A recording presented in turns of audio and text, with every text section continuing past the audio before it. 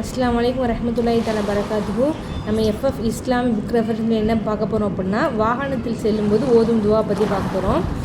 வாகனத்தில் ஏறும் பொழுது முதல்ல பிஸ்மில்லா என்று சொல்லி ஏறணும். வலது காலை முன்வைத்து ஏறணும்.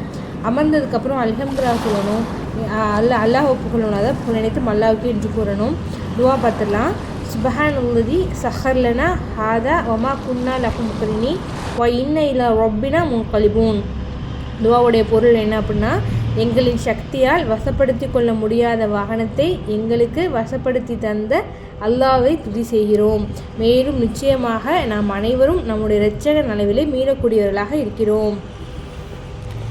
பிறகு என்ன சொல்லணும் அப்படின்னா, அல்ஹம்துலில்லாஹ் 3 தடவை, அல்லாஹ் அக்பர் 3 தடவை ஓதணும்.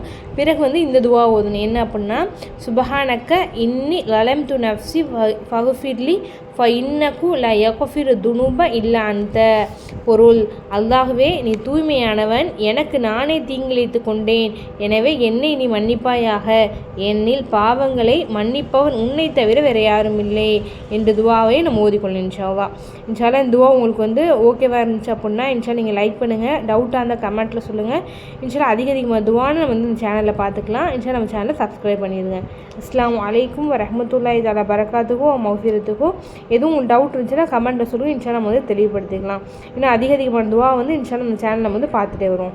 அஸ்ஸலாமு அலைக்கும் வரஹ்மத்துல்லாஹி தஆலா பரகாத்துஹு மஃபிரத்துஹு.